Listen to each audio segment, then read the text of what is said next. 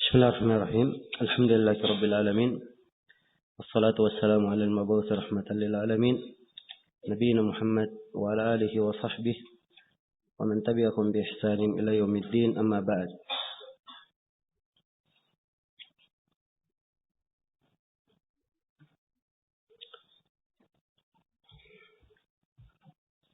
Ini majelis yang ke-32 dari hari yang ke-9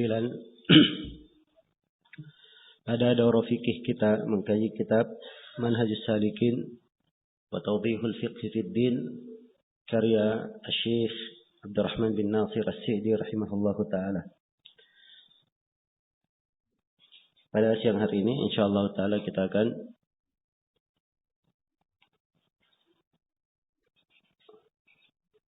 membaca beberapa hukum yang terkait dengan makanan dan minuman. Kata beliau rahimahullah, Kitabul At'imah. Kitab Al-At'imah. Kitab tentang makanan-makanan. Ya.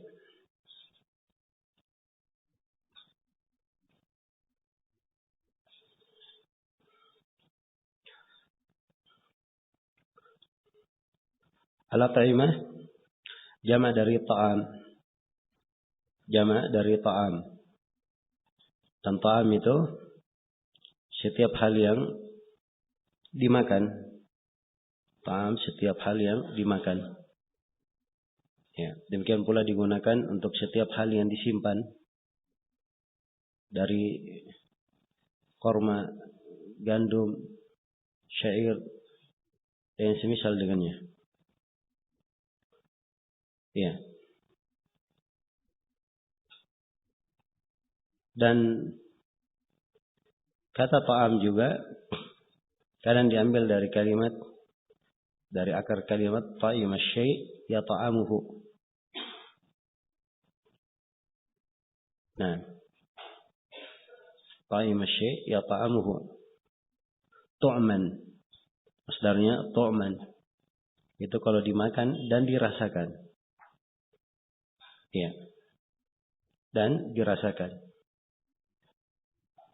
Dan kata at-tu'm ini akhirnya menjadi penggunaan untuk rasa dan bisa digunakan untuk hal yang dimakan dan diminum. Bisa digunakan untuk hal yang dimakan dan diminum. Seperti firman Allah Subhanahu wa taala, "Innallaha mubtaliikum binahar. Faman syariba minhu falaysa minni, wa man lam yata'amhu fa innahu minni." Allah menguji kalian dengan sungai. Siapa yang minum darinya bukan dariku. Siapa yang tidak yata'amhu, pakai kata apa? Ta'am. Yaitu siapa yang tidak merasakannya. Jelas ya?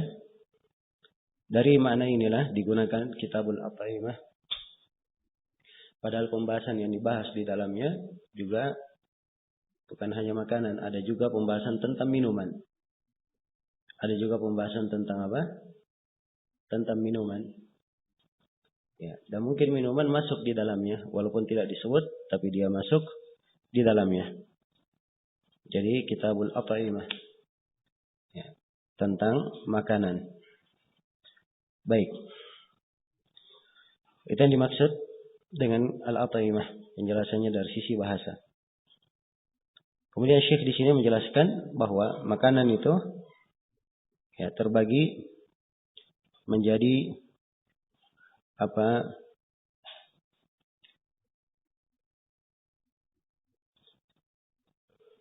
Terbagi menjadi dua.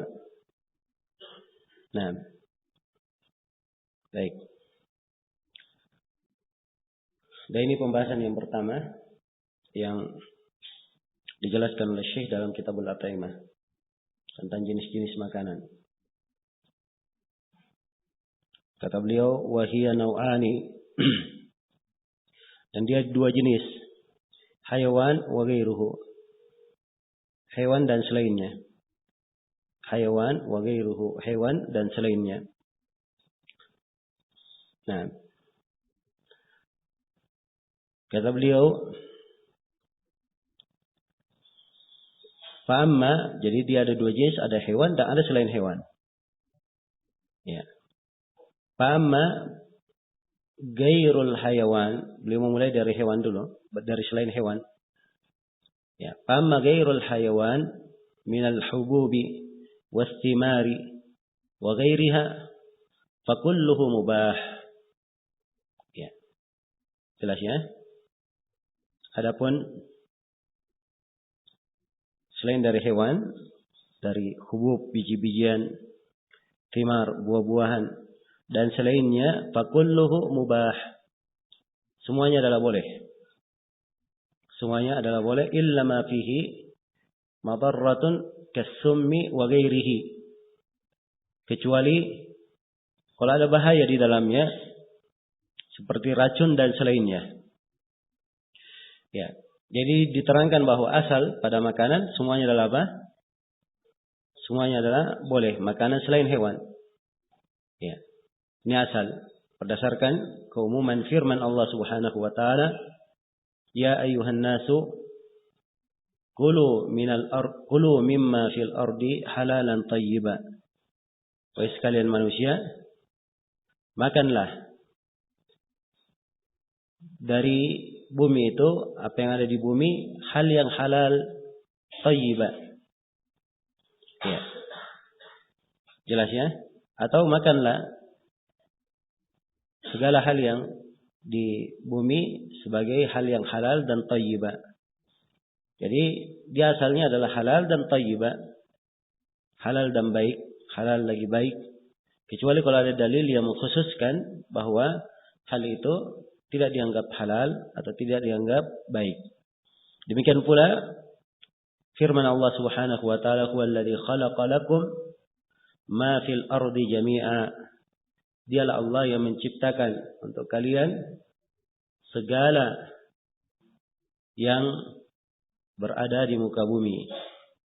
Ya, semuanya halal dan boleh untuk dimanfaatkan, termasuk apa yang dimakan. Maka ini hukum asal. Kata beliau, illa ma fihi madarrah. Kecuali apa yang di dalamnya ada bahaya. Kasummi wa ghairihi, seperti racun dan selainnya. Ya. Buah-buahan atau makanan yang beracun atau yang membahayakan, ini tidak diperbolehkan. Karena Allah berfirman, wa yuhillu lakumut thayyibat wa yuharrim alaihim al-khaba'ith. Allah menghalalkan untuk mereka yang thayyibat, yang baik-baik. Ya. Jadi hal yang tidak baik tidak dihalalkan. Kemudian ditekankan wa yuharrim alaihim al-khaba'ith, dan diharamkan atas mereka al-khaba'ith. Hal-hal yang khaba'ith, yang jelek. Ya. Baik. Maka ini hukum asal yang terkait dengan biji-bijian, buah-buahan dan selainnya. Ya. Kalau yang tanya apa hukum makanan ini, dia dari biji-bijian, maka asal hukumnya adalah halal. Kecuali kalau ada dalil yang melarangnya. Apa hukum makan buah ini? Ya, semua buah adalah apa? Halal, kecuali kalau itu berbahaya, ya, dan dia dihitung sebagai al-khaba'ith. Ya. Dan sepanjang tidak ada racun di dalamnya. Kemudian Syekh menjelaskan, wal asyribatu kulluha mubahah. Wal asyribah, dan minuman, kulluha, semuanya adalah mubahah. Ya. Semuanya adalah boleh. Nah, semuanya adalah boleh. Baik. Ini beliau pindah ke asyribah. Kalau sebelumnya tadi apa? Makanan. Ya, selain hewan berupa makanan. Jelas ya? Berupa makanan, apakah biji-bijian, buah-buahan maupun selainnya. Ya. Nah, hal-hal yang berbahaya itu ada ya pada sebagian tumbuhan, ya, seperti tumbuhan yang dipakai untuk rokok, ya, tumbuhan yang apa namanya, yang dipakai untuk bahan ganja, ya, narkoba. Baik. Ini di sebagian tumbuhan kalau diberi makan, diberikan kepada makanan hewan, maka tumbuhan itu akan membunuh hewan tersebut. Ya, jelas ya? Akan membunuh hewan tersebut. Bagaimana pula kalau itu dikonsumsi oleh manusia? Maka ini adalah hal yang tidak diperbolehkan. Ya, dan secara umum apabila seorang tahu ada hal yang membahayakan untuknya kalau dikonsumsi, maka tidak boleh dia memakannya, tidak boleh dia mengkonsumsinya, karena Allah Subhanahu wa taala berfirman, "Wala taqtulu anfusakum," jangan kalian membunuh diri kalian. Kemudian kata beliau, "Wal ashriba kulluha mubahah." Minuman semuanya adalah boleh. Semuanya mubah. Kecuali illa ma askara. Kecuali apa yang memabukkan. Kecuali apa yang memabukkan. Ya, askara, memabukkan. Ya, dari kata muskir atau sakar yang artinya menutup. Ya. Jelas ya? Sebab dia menutup akal. Ya, khamar juga dari kata gita. Ya. Hal yang menutupi. Sebab khamar itu menutupi akal. Menyebabkan seorang itu hilang kesadarannya atau dia tidak bisa membedakan antara ini dan itu. Nah, jelas ya? Maka semua minuman asalnya dibolehkan. Asalnya dibolehkan. Kecuali minuman yang memabukkan. Fa'innahu yahrumu katsiruhu wa qaliluhu.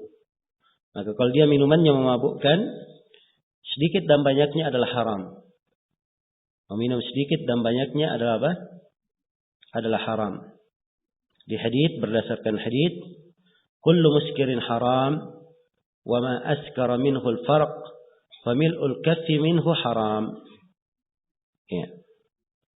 Kata beliau, setiap muskir adalah haram. Setiap yang memabukkan adalah haram. Maka apa yang sebanyak al-farq. Al-farq ini atau sebanyak al-farq. Al-farq ini ukuran, ya, ukuran bisa di liter yang memuat 3 sa'. Memuat 3 sa'. Itu al-farq. Jelas ya? Jadi dia jumlah yang banyak. Jadi apa yang satu farq memabukkan, maka famil'ul kaffi minhu haram. Ya. Maka sebanyak satu telapak tangan saja itu adalah haram. Walaupun diambil sedikit, hukumnya adalah haram. Jelas ya. Jadi kalau banyaknya memabukkan, maka sedikitnya pun memabukkan. Ya. Dan di konteks yang lain, ma askara katsiruhu fa qaliluhu haram. Apa yang banyaknya memabukkan, maka sedikitnya adalah haram. Sedikitnya adalah haram. Jadi kalau asalnya dia memabukkan, kalau diminum banyak, diambil sedikit pun, ya walaupun tidak memabukkan, tetap hukumnya adalah apa?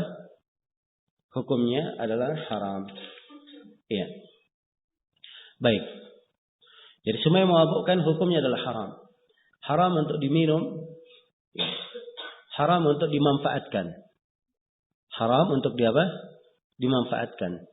Andai kata misalnya ada yang memakai hal yang memabukkan tidak untuk dia minum, tapi dipakai untuk dimanfaatkan, dipakai sebagai bahan steril misalnya, mensterilkan alat, atau dipakai untuk campuran wangi-wangian, ya, pada sebagian alkohol dipakai untuk campuran wangi-wangian, maka ini adalah hal yang apa?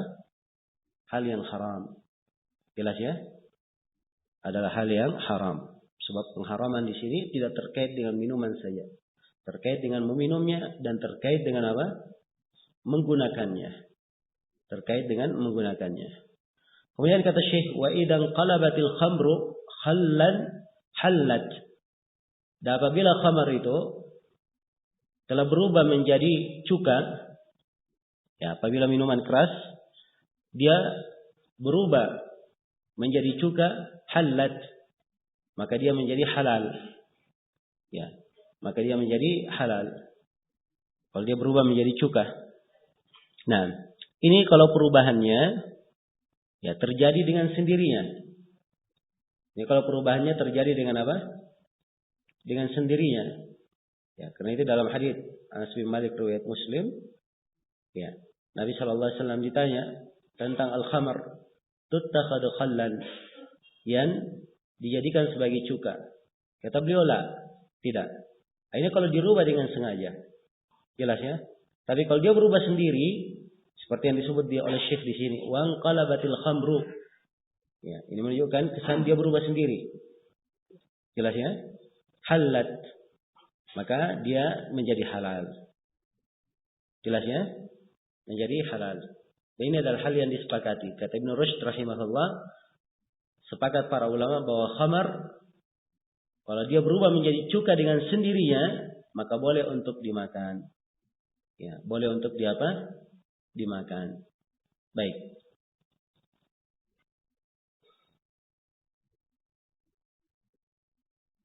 Nah, jadi di sini Syekh rahimahullah menjelaskan ketentuan sudah menjelaskan jenis-jenis makanan, kemudian ketentuan umum tentang minuman.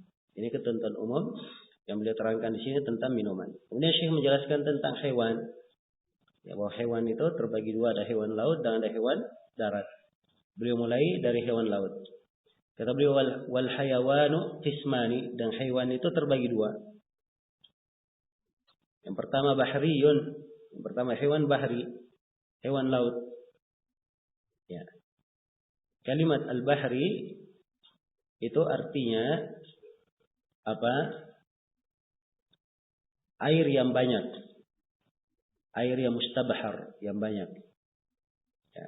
Dan dia mencakup apa?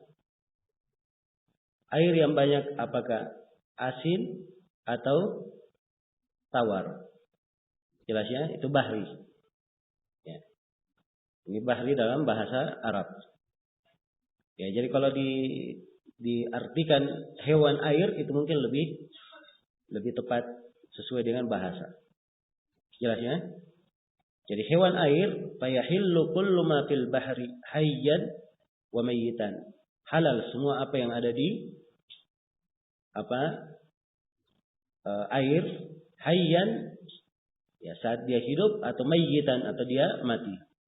Ya, tapi saya perlu detailkan lagi kalimat bahar ini. Ya, kalimat bahar itu, ya, itu maknanya tadi dari hal yang mustabahar. Kadang digunakan untuk air asin dan air tawar. Tapi asal penggunaannya memang untuk air apa? Untuk air yang asin. Itu asal penggunaan kalimat al-bahar. Baik, maka halal seluruh yang ada di air dalam keadaan dia hidup maupun mati. Ya, jelas ya?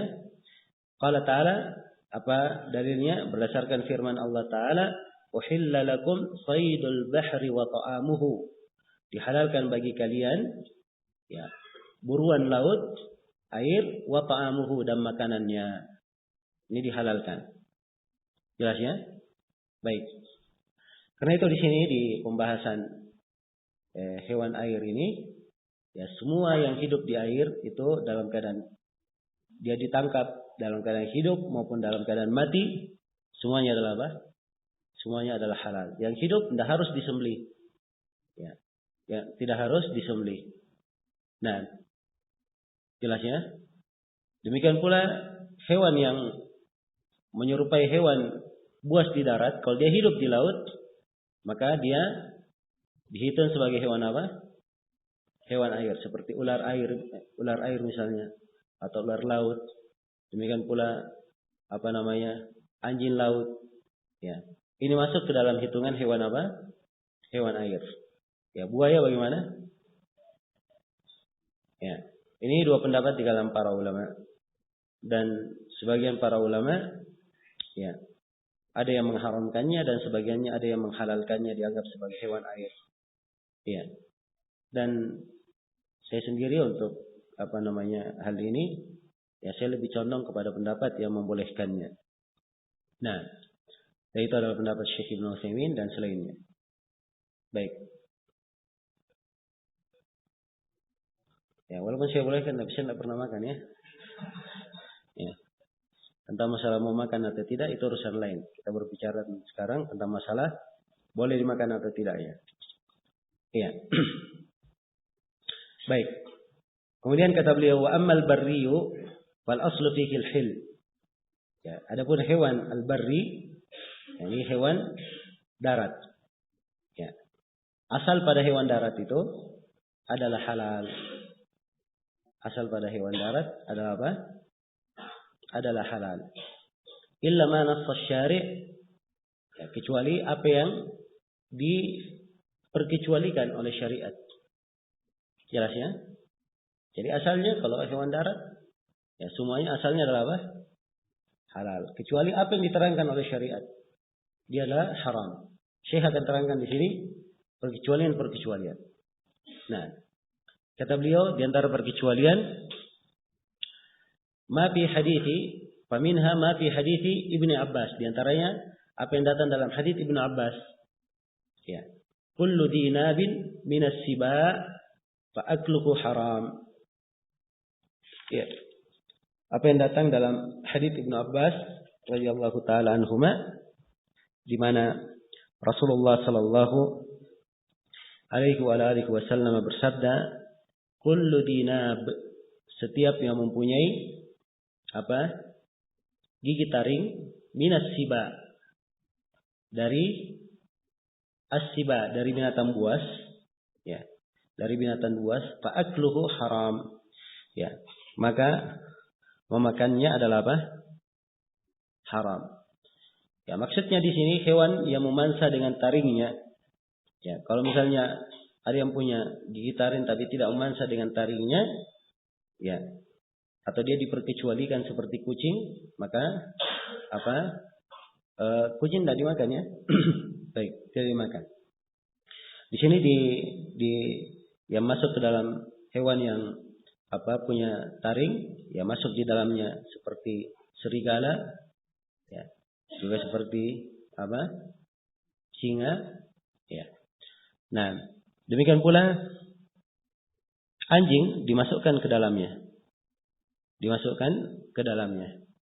Ya, walaupun ada nas khusus tentang anjing yang menjelaskan tentang haramnya. Yang menjelaskan tentang haramnya. Jelas ya? Baik.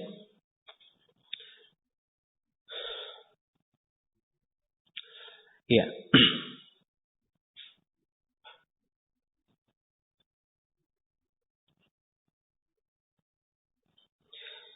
Adapun ad-dab'u yang disebutkan dalam pembahasan ini ada apa khilaf di kalangan para ulama, dan yang benarnya dia adalah halal.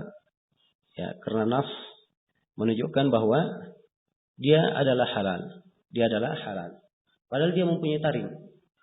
Dia mempunyai apa? Dia mempunyai taring. Iya. Jelas ya? Nah, bab ini ya. Ini tidak ada di apa namanya? Di negeri kita, hanya ada di apa di negeri pada pasir sana. Ya, dan dia biasanya di gunung-gunung batu. Ya. Hewannya kalau dilihat dia berjalan apa belakangnya lebih tinggi daripada depannya. Belakangnya lebih tinggi daripada depannya. Ya. Dan sebagian para ulama menganggap dia adalah haram karena dilihat kepada dia memiliki taring. Jelas ya? Memiliki taring. Ya. Tapi sebenarnya dia tidak memansa dengan itu, tapi dia hanya apa namanya memakan ya korbannya, ya. Dan memakannya dalam keadaan apa? Walaupun dalam keadaan bangkai dia makan. Iya. Jelas ya? Dalam keadaan bangkai dia memakannya. Nah. Baik. Dan ada hewan-hewan dia mempunyai taring tapi dia tidak masuk ke dalam dinab. Tapi bukan artinya dia halal untuk dimakan, tidak. Dia masuk ke dalam bentuk yang diharamkan juga. Ya. Jelas ya? Seperti misalnya kucing tadi saya sebut. Ya, seperti misalnya Eben Awa. Eben Awa ini jenis dari serigala. Jenis dari serigala. Ya, serigala itu ada diet, ada sa'lab, ya, ada Ibn Awa. Kalau Dhi'b, dia masuk ke dalam dinab. Dhi'b. Tapi kalau Sa'lab, Ibn Awa, tidak. Dia mau makan mansanya, tetapi dia tidak masuk ke dalam dinab. Jelas ya? Baik. Kemudian kata beliau, ya, wanaha an kulli di mikhlabin min at-tayr, rawahu Muslim. Ini berikutnya. Dan Nabi melarang dari setiap burung yang memiliki mikhlab. Setiap burung yang memiliki mikhlab. Ya, dan dimaksudkan dengan mikhlab, dia memiliki apa? Dia memansa dengan cakarnya, ya. Dari at-tayr, rawahu Muslim, dari burung. Ya. Masuk di dalamnya burung elang, masuk juga di dalamnya, ya, burung gagak, ya. Jelas ya? Dan yang semisalnya, yang memansa dengan apa? Dengan cakarnya. Baik, ini rawahu Muslim. Kemudian berikutnya di antara yang dilarang, kata beliau, wanaha an luhumil humuril ahliyah. Dan Nabi melarang dari luhum, daging-daging al-humur al-ahliyah. Ya, ini menunjukkan bahwa itu adalah hal yang diharamkan untuk dimakan. Ya, kalau dilarang berarti dia haram untuk dimakan. Ini kalau daging keledai peliharaan. Adapun kalau keledainya keledai liar, keledai hutan, maka ini tidak ada masalah. Jelas ya? Jadi permasalahan di sini kalau keledainya keledai peliharaan. Iya. Kemudian yang keempat, kata beliau, wanaha, dan Nabi melarang an qatli arba'in minad dawab, untuk membunuh 4 dari ad-dawab. Yang pertama adalah an-namlah. Ya. An-namlah apa? Semut. Yang kedua an-nahlah. An-nahlah lebah. Yang ketiga adalah al-hudhud. Ya, hudhud adalah apa? Ya, burung hudhud. Was-surat, ya. Demikian pula as-surat. As-surat, ya, juga kelihatannya sejenis burung. Ya. Baik, rawahu Ahmad wa Abu Dawud. Ini hadis diriwayatkan oleh Imam Ahmad dan Abu Dawud. Diriwayatkan oleh Imam Ahmad dan Abu Dawud. Baik. Dan hadisnya disahihkan oleh Syekh Al-Albani. Ya. Ini ketika dilarang oleh Nabi sallallahu alaihi wasallam dibunuh, maka menunjukkan dia haram untuk untuk dimakan. Dan ini dari kaidah yang dipakai oleh para ulama. Apa yang dilarang untuk dibunuh, kalau syah di dalamnya larangan untuk dibunuh, maka itu artinya dia dilarang untuk dimakan. Ya. Baik. Kemudian kata beliau, wa jami'ul khaba'ith muharramah. Ya, seluruh yang khaba'ith, ya, itu diharamkan. Seluruh yang khaba'ith adalah diharamkan. Ya. Ini ukuran berikutnya yang diterangkan di sini oleh Syekh rahimahullahu taala tentang al-khaba'ith, dan beliau memberi contoh kal hasyarat, seperti al-hasyarat. Ya. Hama-hama, ya, atau ya, dengan seluruh bentuknya. Nah, ya, binatang-binatang kecil itu yang menjadi ya hama, hal yang mengganggu, maka ini semuanya dianggap khaba'ith. Jelas ya? Dan masuk di dalam khaba'ith ini kelelawar, dia dihitung juga sebagai al-khaba'ith. Nah, demikian pula apa yang ada di rumah seperti cicak misalnya, ya, ini dihitung juga sebagai al-khaba'ith. Ya, seperti lalat, ya, dia masuk ke dalam al-khaba'ith. Nah, sebab semuanya dihitung sebagai hasyarat dan semuanya adalah hal yang dianggap sebagai perkara yang menjijikkan. Nah, demikian pula hewan-hewan yang memakan bangkai, itu dihitung kepada al-khaba'ith yang haram untuk untuk dimakan. Ya, beliau beri contoh kal hasyarati wa nahwiha, seperti al hasyarat dan yang semisal dengannya. Baik. Kemudian kata beliau rahimahullah, ya.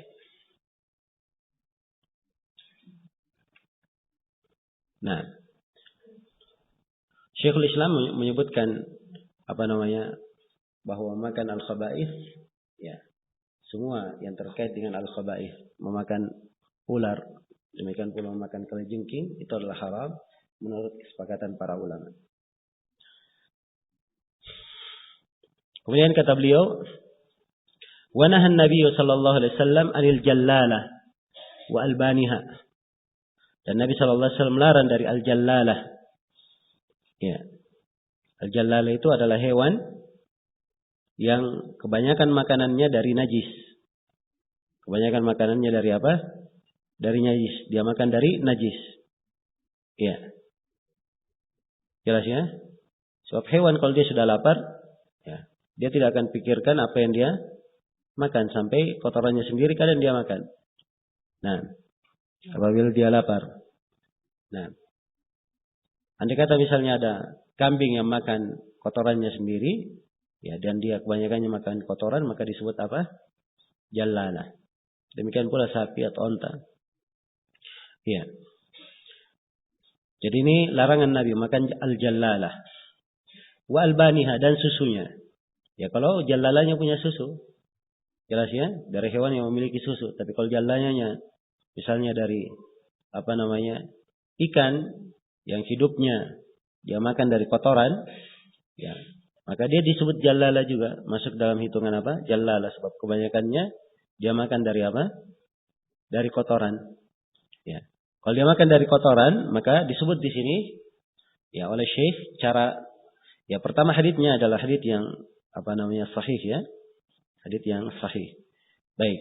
Di sini tentang masalah bagaimana cara membersihkannya supaya bisa dimakan. Syekh menjelaskan hatta tuhbas wa tut'ama at-tahira salasan. Ya. Jadi dilarang dimakan sampai ia dikurung. Hewan itu dikurung. Jadi kalau misalnya dia hewan air, dipindahkan ke air yang bersih. Ya, jelas ya? Wa tut'ama at-tahira salasan. Dan dia diberi hal yang suci, diberi makan yang suci selama 3 hari atau 3 malam. Jelas ya? Nah, ya, adapun dia dikurung sampai 3 hari, ini berdasarkan apa yang dilakukan oleh Ibnu Umar radhiyallahu taala anhu. Beliau pernah mengurung ya ayam yang makan kotoran ya selama berapa? 3 malam. Ya, dikurung oleh Ibnu Umar. Baik. Selesai sudah di sini pembahasan tentang al-at'imah, makanan. Kemudian Syekh berpindah menjelaskan tentang babu ad-daka was-sayd. Ya. Bab penyembelihan dan hewan buruan. Bab penyembelihan dan hewan buruan. Nah, di dalam bab ini beliau menguraikan banyak pembahasan. Kita catat 8 pembahasan darinya. Baik.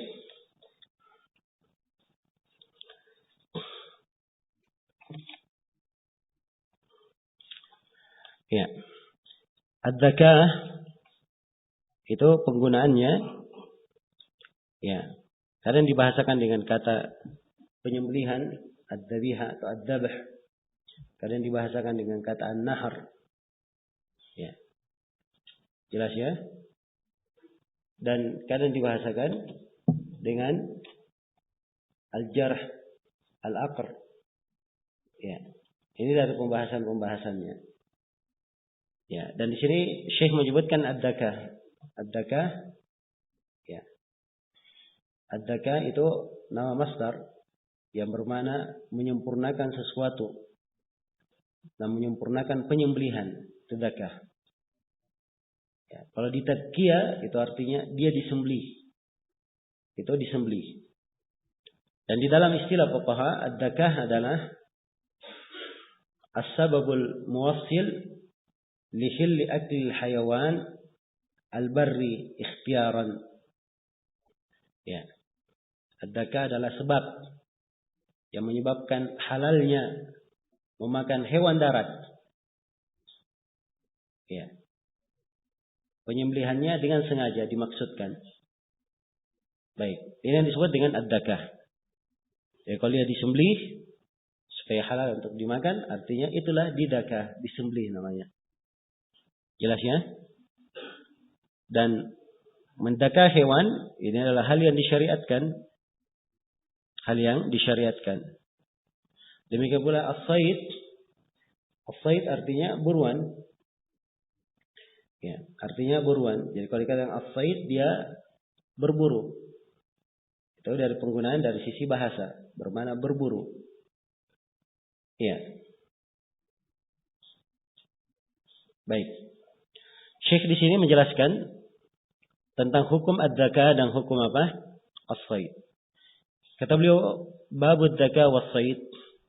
Ya. Bab ad-dakah was-sayd. Bab penyembelihan dan hewan buruan. Al-hayawanat al-mubahat. Al-hayawanatu al-mubahatu la tubahu biduni ad-dakah. Ya.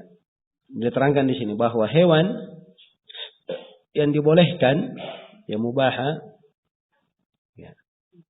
Jadi sudah berlalu semua hewan yang dibolehkan, la tubah biduni dakah.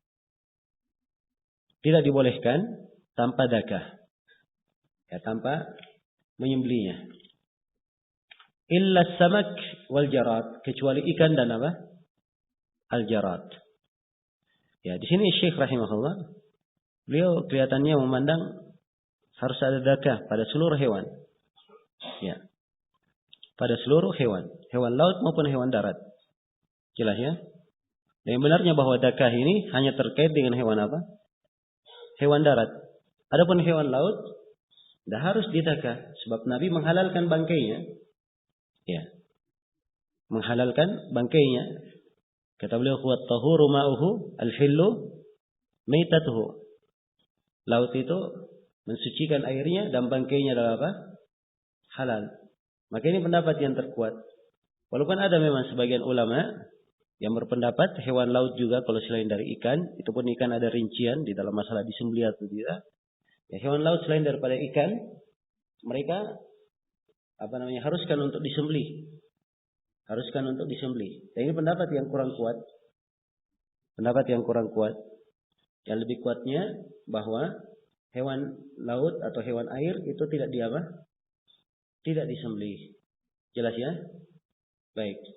Demikian pula misalnya kura-kura. Kalau seorang makan kura-kura, maka ini juga tidak tidak disembelih. Nah, jadi beliau sebutkan illa samak wal jarad. Beliau berkecualikan sebab memang Nabi Shallallahu Alaihi Wasallam menyebutkan hal ini di dalam sebuah hadits. Kata beliau dalam hadits Ibnu Umar, ya, nah ini sudah berlalu bersama kita. Rasulullah bersabda, "Uhillat lana maitatani wa damani." Dihalalkan bagi kami dua bangkai dan dua apa? Dan dua darah. Ya. Famal maitatani fal hut wal jarad. Adapun dua bangkai dia adalah al-hut ikan dan al-jarad. Ya. Al-jarad belalang ya. Baik. Jadi di sini beliau katakan al-hayawanat al-mubaha la tubah biduni zakah. Ya. Jadi hewan yang mubah yang boleh. Adapun haram, ya haram disembelih atau tidak disembelih sama saja. Dia adalah apa? Dia adalah haram. Ya, tapi kita berikan batasan ya, bahwa tidak seluruh hewan. Yang dimaksud di sini adalah hewan apa? Hewan darat. La tubah, tidak dibolehkan biduni dakah, tanpa disembelih. Ini dakah, sebab dalam Al-Quran Allah berfirman, "Hurrimat alaikumul maitatu wad-damu wa lahmul khinzir wa ma uhilla li ghairillahi bih." Wal munkhaniqatu wal mawqudatu wal mutaraddiyatu wan natiha wa ma akala as-sab'u illa ma dakkaitum.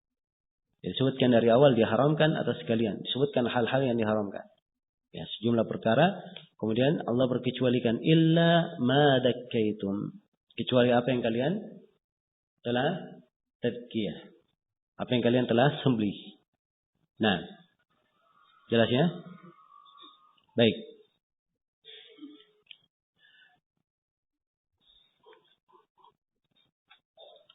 Jadi ini ketentuan yang terkait dengan masalah penyembelihan. Dan ini pembahasan pertama dari Syekh, keharusan penyembelihan. Harus ada didaka, baru dihalalkan pada hewan apa? Hewan darat. Nah, kemudian kata beliau, sini masuk kita di pembahasan yang kedua, syarat-syarat penyembelihan. Syekh akan menjelaskan syarat-syarat penyembelihan. Kata beliau, wa yushtaratu fid dakati, dan disyaratkan pada ad-dakah, ya, pada ad-dakah, pada penyembelihan, beberapa syarat beliau sebutkan di sini. Ada 5 syarat. Yang pertama, yakun al-mudakki musliman atau kitabiyan. Ya, hendaknya orang yang menyembelih dia adalah seorang muslim atau kitabiyan, adalah seorang kitabi. Ya, dia menganut apa? Ya, agama Yahudi atau Nasrani. Ya. Dan dia menyembelih di atas cara ahlul kitab. Adapun kalau dia kitabi tapi menyembelihnya bukan dengan cara ahlul kitab, maka ini tidak dihalalkan. Jelas ya? Kalau muslim dia menyembelih, diterima sembelihannya. Nah, dari menyembelih di sini tidak ada perbedaan antara laki-laki dan perempuan. Perempuan juga boleh menyembelih dan halal kalau dia menyembelih. Jelas ya? Halal kalau dia menyembelih. Kemudian yang kedua, syarat yang kedua, jadi disyaratkan yang pertama adalah yang menyembelih itu ya muslim atau kitabi. Ya, Allah firman wa ta'amul ladzina utul kitab hillul lakum. Ya, dan makanan, kata Ibnu Abbas, makanan di sini artinya sembelihan, dan sembelihan ahlul kitab adalah halal untuk kalian. Adalah halal untuk apa? Untuk kalian. Dan ini adalah hal yang disepakati oleh para ulama. Ingat ya, kalau ahlul kitabnya menyembelih dengan cara apa? Cara ahlul kitab. Iya. Baik. Kemudian syarat yang kedua, wa yakuna bi muhaddad. Wa yakuna bi muhaddad. Ya, dia harus dengan hal yang atau dengan benda tajam. Ya, harus dengan benda tajam.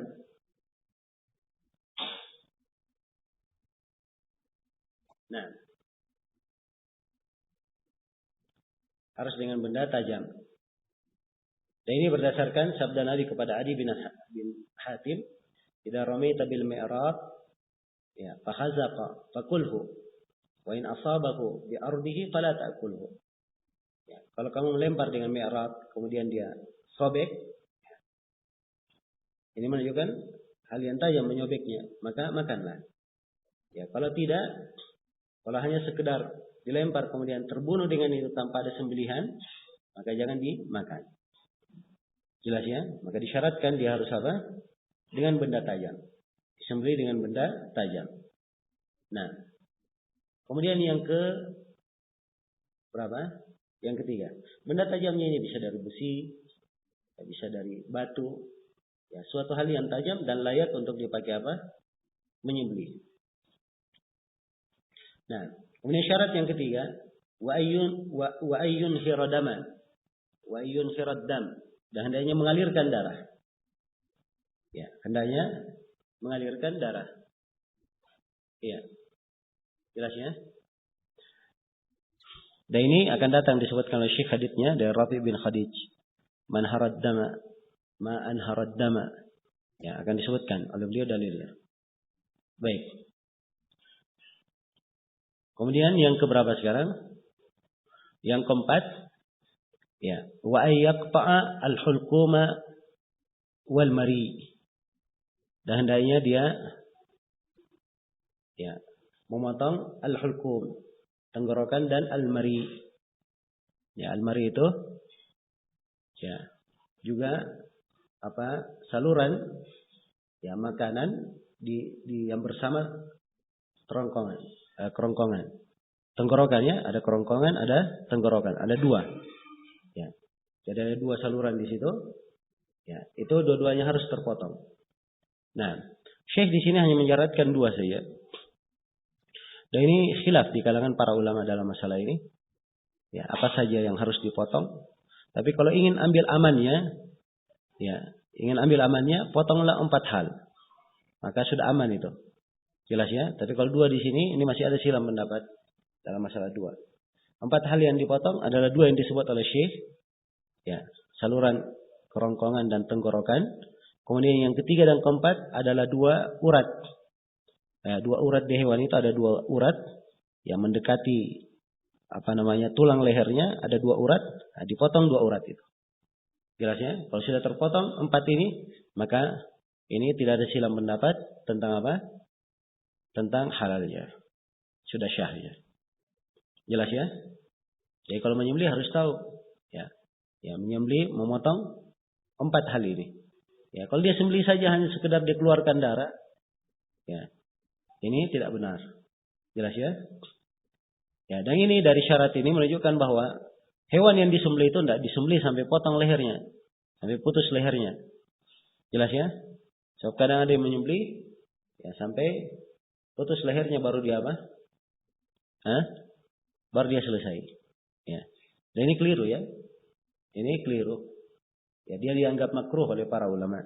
Bahkan di sebagian keadaan dia kadang adalah haram sebab bisa menjadikan hewan itu menjadi bangkai.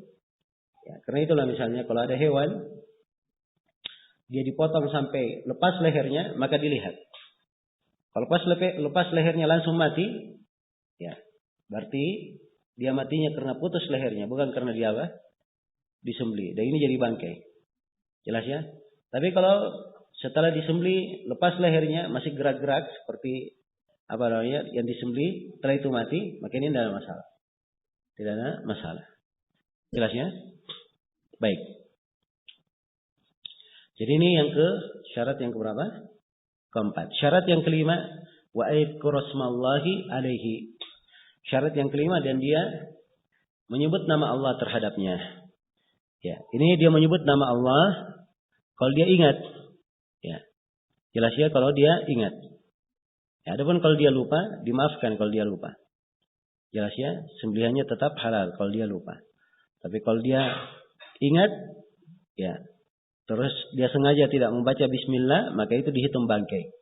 Dihitung bangkai. Nah, dalil tentang membaca basmalah, ya, menyebut nama Allah, membaca tasmiyah adalah firman Allah, fakulu mimma amsakna alaikum. Makanlah dari apa yang ditangkap oleh hewan-hewan buruan tersebut. Ya, demikian pula firman Allah Subhanahu wa taala, ya. Wala ta'kulu mimma lam yudhkir ismallahi alaihi. Dan janganlah kalian memakan sesuatu yang tidak disebut nama Allah terhadapnya. Baik. Kemudian kata beliau, wa kadzalika, selesai sudah ya penyebutan syarat-syarat penyembelihan. Nah, dan Syekh di sini terangkan bagaimana penyembelihan hewan buruan. Ya, penyembelihan hewan buruan. Kata beliau, wa kadzalika yushtaratu fi as-saidi. Demikian pula disyaratkan pada as-said. Ya, ini syarat berlaku untuk semua hewan yang disembelih, termasuk hewan yang diburu. Hewan yang diburu. Jelas ya? Nah, hewan yang diburu. Tapi as-said kata Syekh illa annahu yahillu bi aqrihi fi ayyi mawdi'in min banahi. Tapi as-said itu boleh. Ya. Yang penting dia dilukai pada bagian manapun dari tubuhnya. Bagian manapun yang dilukai dari tubuhnya maka boleh untuk dimakan. Karena itu anjing yang terlatih itu sudah terlatih memang untuk melukai hewan pada bagian tertentu sehingga dia mati. Jelasnya? Karena itu dibolehkan memakannya. Bolehkan memakan hasil buruan dari anjing terlatih tersebut. Nah, berdasarkan firman Allah, "Fakulu mimma amsakna 'alaikum." Makanlah kalian dari apa yang ditangkap oleh hewan-hewan atau anjing-anjing terlatih itu. Iya. Kemudian kata beliau, "Wa mithlu as-saydi ma nafara wa ajaza an dhabhihi." Ya. Sini beliau terangkan tentang hewan yang sulit disembelih. Ya. Jelas ya? Dia sembelih kambing misalnya, kambingnya mengamuk, lari kambingnya. Ya. Misalnya. Atau dia ingin menyembelih sapi. Sapinya tidak bisa ditaklukkan, ya, mengamuk. Sekarang bagaimana caranya menyembelih? Pada tempat yang disebutkan dengan ketentuan yang disebutkan, ya. Maka Syekh mengatakan bahwa hewan yang seperti ini itu sama dengan as-sayd. Dia dipukul dimanapun, dilukai dimanapun sampai dia mati, itu tidak ada masalah. Jelas ya? Nah, manafara, kata beliau, wa mithlu as-sayd manafara wa ajaza an dhabhihi. Dan seperti as-sayd, sama seperti as-sayd, hewan yang lari, ya, dan sulit untuk disembelih. Sulit untuk disembelih. Dan ini berdasarkan hadits Rafi' ibn Khadij radhiyallahu taala anhu, riwayat Bukhari dan Muslim, ya. Ketika Rafi' bin Khadij menceritakan ketika mereka berada di Dzul Hulaifah, lalu ada seekor onta yang lari, ya. Nah, jelas ya? Dan waktu itu pada rombongan tidak ada yang membawa kuda kecuali sedikit. Ya, maka ada seorang lelaki, ya, yang memanah onta tersebut. Ya, dengan panah tersebut, ya, ontanya terluka dan mati karena apa? Panah itu. Maka Nabi sallallahu alaihi wasallam, ya, bersabda, "Inna li hadhil bahaim awabid ka awabidil wahsy." Sungguhnya apa hewan-hewan ini ada perilaku-perilaku seperti perilakunya hewan buas. Ya, fama ghalabakum minha, apa yang mereka mengalahkan kalian darinya, maksudnya dia liar enggak bisa dikuasai, fasna'u bihi hakadha, maka perlakukanlah padanya seperti ini. Ya. Jelas ya? Ya, dilempar, dipakai panah, ya, atau dilukai pakai apa benda tajam, atau dilempar dengan tombak, boleh saja. Yang penting dia apa? Terluka dan meninggal. Ya, jelas ya? Tapi bukan dipukul saja tanpa terluka. Kalau dipukul terluka berarti dia apa? Ya, dipukul dan tidak terluka langsung mati, berarti dihitung bangkai. Sebab tidak ada bentuk pengaliran darah darinya. Harus ada tetap mengalirkan darah. Ya, adapun masalah tempat, ya, ini ketentuan kalau memang dia bisa dilukai dari tempatnya yang telah ditentukan. Jelas ya? Kemudian Syekh di sini membawakan hadits. Kata beliau, wa an Rafi' bin Khadij marfu'an annahu qala ma anhara ad-dama wa dzikra ismullahi alayhi faqul laysa as-sinna wad-dhufra amma as-sinnu fa'admun wa amma ad-dhufr famadyul habasyah, muttafaqun alayh. Nah, ini hadits Rafi' bin Khadij. Nabi sallallahu alaihi wasallam bersabda, apa yang mengalirkan darah, harus ya darahnya mengalir. Apa yang mengalirkan darah. Wa dzikra ismullahi alayhi, dan disebut nama Allah terhadapnya. Jadi mengalir darah dan disebut nama Allah. Fakul, makanlah. Ya. Laisa sin, tidak boleh menyembelih dengan gigi. Wad-dhufur, dan tidak boleh menyembelih dengan kuku. Jelas ya? Amma sin fa'admun. Adapun gigi dia adalah tulang. Ya, jadi kalau dianggap tulang, berarti tulang juga tidak boleh dipakai apa? Dipakai menyembelih. Wa amma ad-dhufru famadyul habasyah. Adapun dhufur, dia adalah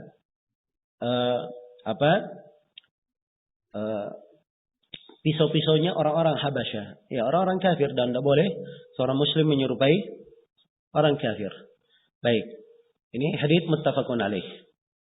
Nah, selesai sudah ya pembahasan tentang hewan yang sulit untuk disembelih, kemudian larangan penggunaan gigi dan kuku sebagai alat sembelihan. Nah, kemudian Syekh di sini masuk menjelaskan tentang anjing pemburu dan ketentuannya. Kata beliau, wa yubahu faidul kalbil muallam, dan dibolehkan memakan hewan buruan dari anjing yang terlatih. Ya. Anjing yang terlatih. Apa ukuran anjing terlatih? Bi ayyastarsila ida ursil. Ya. Dia kalau dikirim dia pergi. Wa yanzajira ida zujir. Dan kalau ditahan, dia tertahan. Ya. Wa idza amsaka la ya'kul. Dan kalau dia menangkap buruan, dia tidak memakan. Jelas ya? Menangkap buruan, dia tidak memakan. Baik, itu ketentuannya. Ya. Jelas ya ketentuan anjing buruannya. Boleh dimakan dengan ketentuan apa? Kata Syekh, wa yusamma atau yusammi sahibuha 'alaiha idza arsalaha. Dan pemiliknya membaca bismillah ketika apa?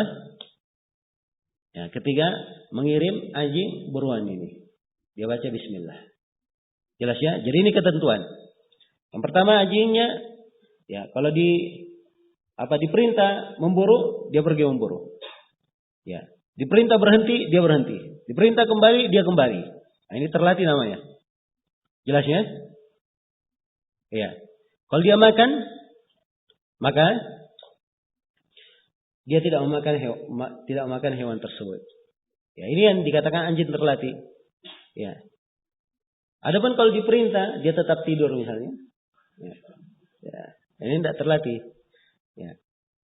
Jelas? Atau kalau dia lari, diperintah datang, dia tetap lari. Nah, ini lain lagi masalahnya. Jelas ya? Karena itu misalnya kalau anjing terlatih, kalau misalnya tuannya tidak menyuruhnya lari, tidak menyuruhnya menangkap, dia pergi sendiri menangkapnya, maka hewan yang dia tangkap ini tidak boleh dimakan. Sebab itu artinya dia menangkap hewan untuk dirinya sendiri, bukan untuk pemiliknya.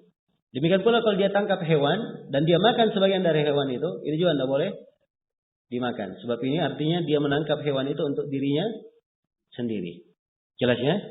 Jadi perhatikan ketentuan-ketentuan yang disebutkan di sini oleh Syekh rahimahullah. Baik. Dan ini beliau bawakan haditsnya terkait dengan hal ini. Kata beliau, An Adi ibn Hatim radhiyallahu anhu annahu qala Rasulullah sallallahu alaihi wasallam. Dari Adi ibn Hatim, beliau berkata Rasulullah sallallahu alaihi wasallam bersabda, "Idza arsalta kalbakal muallam fadhkur ismallahi alaihi." Kalau kamu mengirim anjingmu yang terlatih, maka sebutlah nama Allah terhadapnya. Yang pertama ya, harus baca apa? Bismillah. Harus baca tasmiyah. Fa in amsaka alayka fa adraktahu hayyan fadbahhu. Ya. Kalau ternyata dia menangkap anjing hewan buruan, ya, kemudian kamu dapati ya, hewan buruan tersebut masih hidup, maka kewajibannya adalah apa? Disembelih sebab dia masih hidup di depannya.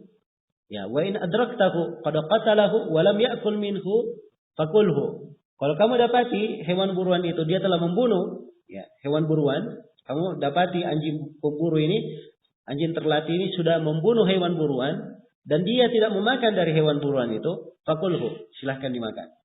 Jelas ya? Ya. Wa in wajadta ma'a kalbika kalban ghairahu wa qad qatalahu fala ta'kul. Fa innaka la tadri ayyuhuma qatalahu. Ini dari ketentuan lain.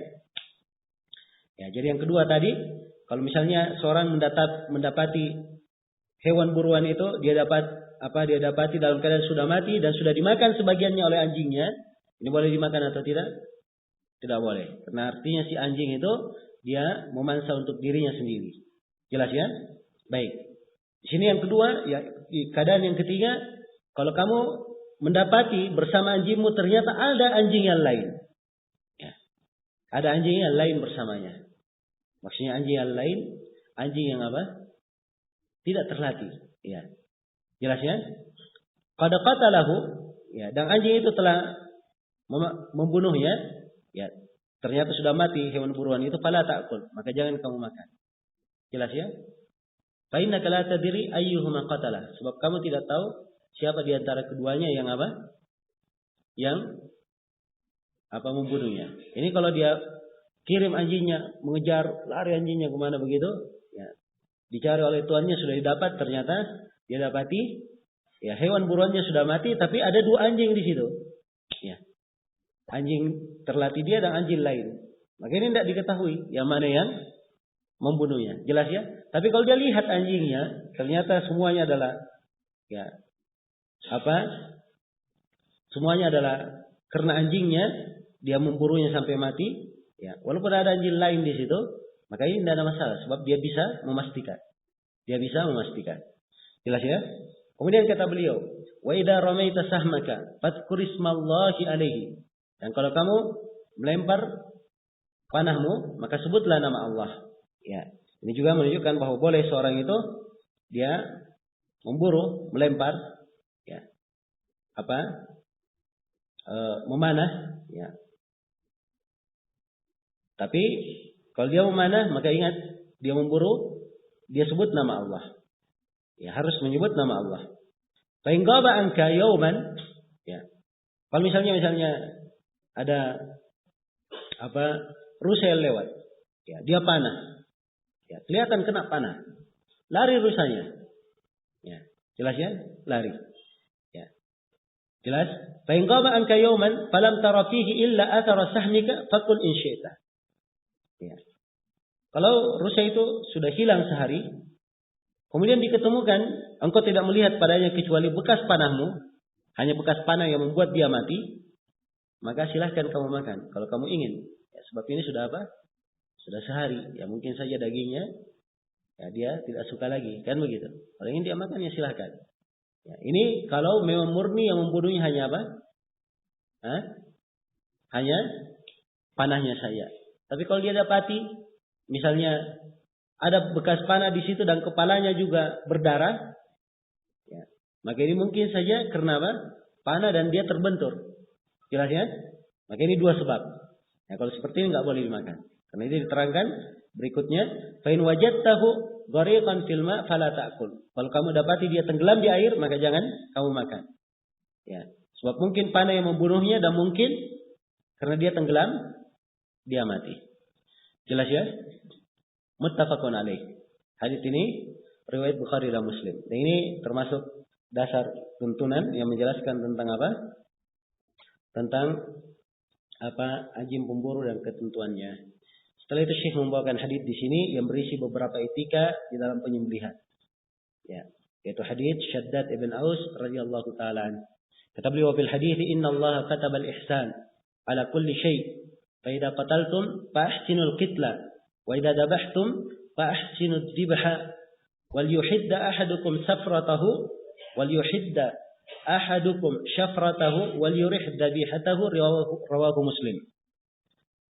Ya, di dalam hadis dikatakan sungguhnya Allah menetapkan al-ihsan. Ya, menetapkan al-ihsan untuk berbuat baik ala kulli syai' atas segala sesuatu. Diperintah ya berbuat ihsan pada segala sesuatu. Ya. Bagaimana contoh penerapannya? Fa idza qataltum fa ahsinul qitlah. Kalau kalian membunuh, maka perbaiki cara membunuhnya. Wa idza dabahtum fa ahsinud dzibha. Kalau kalian menyembelih, maka perbaiki cara menyembelihnya. Ya, cara menyembelihnya. Wal yuhidda ahadukum syafratahu. Hendaknya salah seorang dari kalian mempertajam pisaunya. Wal yurih dzabihatahu. Dan hendaknya ya, hewannya itu yang akan disembelih itu betul-betul murih, ya. Ya. Dia tenang dan tidak ketakutan. Jelas ya? Karena itu dari etika, ya. Dilarang seseorang itu dia mengasah pisaunya di depan Ya, di depan hewan. Ya, jadi kalau ingin disembelih jangan diperlihatkan padanya pisau, lagi taruh depannya diasah. Ya. Jelas ya? Ini akan membuat hewan itu takut.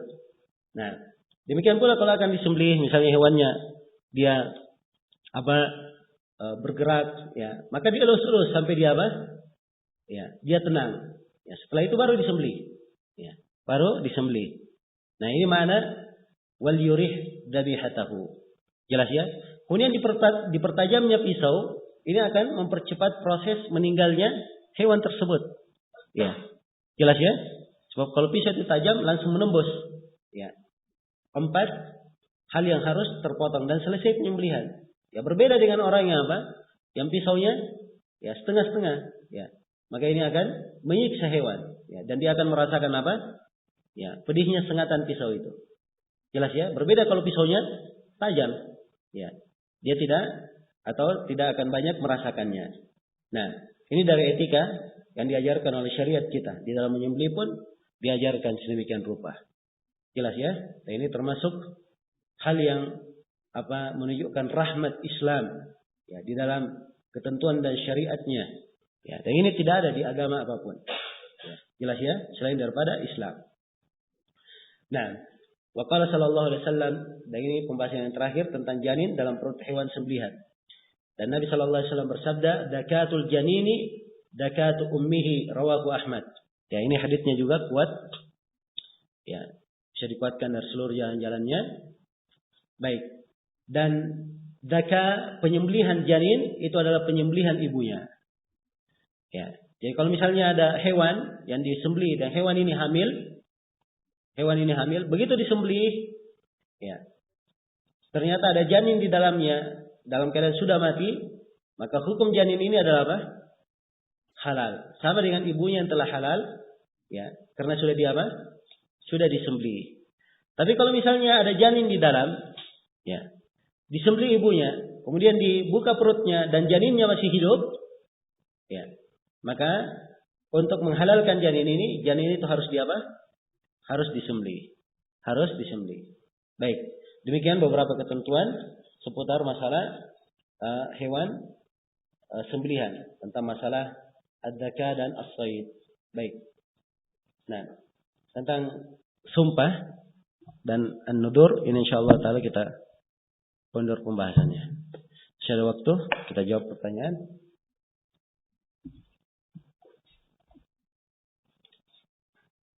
Ya.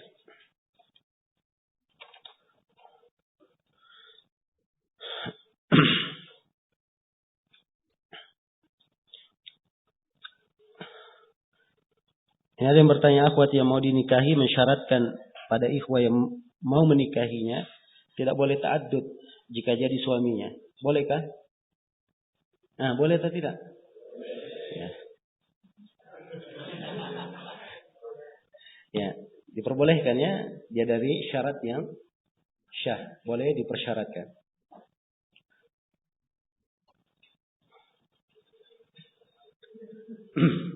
Di sini ada ikhwah yang berkata pertanyaan jual beli seputar salam. Ada pesanan barang dan harganya belum ada sama sekali, kosong. Ya. Ada pesanan barang dan barangnya belum ada sama sekali atau barangnya kosong. Harga sudah terjadi, kemudian baru disiapkan barangnya, dikirim baru dibayar. Apakah yang demikian benar? Karena khawatir dalam larangan menjual sesuatu yang belum jadi miliknya. Ini bukan salam ya. Contoh yang diberi ini sekarang, kejadian yang diberikan ini bukan salam namanya. Ini namanya pengadaan barang. Jelas ya? Permohonan barang. Dan lain bentuknya dengan salam. Salam itu pada suatu hal yang memang akan ada hasilnya di masa mendatang. Ya. Kalau ini tidak, dia punya barang. Ya. Dia punya barang atau mencarikan barang. Ini lagi masalahnya. Ya. Dengan bentuk yang disebutkan di sini caranya sudah benar. Caranya sudah benar, tapi dia bukan salam. Jadi caranya kalau ada yang memesan seperti ini, dia siapkan dulu barangnya. Dia siapkan barangnya, setelah barangnya siap semuanya, kemudian diberitahukan harganya. Atau dia dari awal boleh memberitahukan harganya sekian dan sekian. Kalau si pemesan memesan, ya, maka jangan diambil dari uang si pemesan. Ya, dia beli dulu barangnya, setelah dia beli, dia kirim, baru diambil apa? Baru diambil uangnya. Jelas ya? Baik. Kalau tidak seperti itu, maka dia masuk ke dalam larangan orang yang menjual sesuatu yang dia tidak miliki. Sama dengan soal pertama, tapi ada barang yang baru separuh dari total pesanan. Lalu disiapkan, kemudian dibayar. Nah, kalau dia baru separuh dari total pesanan, tidak boleh dia mengambil kecuali ya yang sudah siap saja. Yang belum siap, nanti bayarannya menyusul kalau barangnya sudah siap. Sama dengan pertanyaan kedua. Barang yang dipesan baru ada 1/2 dari total pesanan. Tapi ada DP 50%. Ini saya sudah jelaskan ya, boleh. Nah.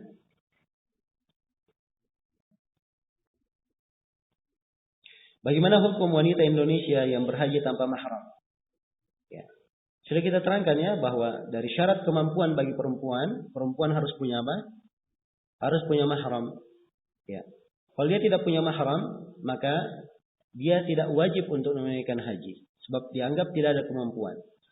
Tapi siapa dari perempuan yang melakukan hal tersebut, dia haji tanpa mahram, maka hajinya syah, tapi dia berdosa karena safar tanpa apa? Tanpa mahram.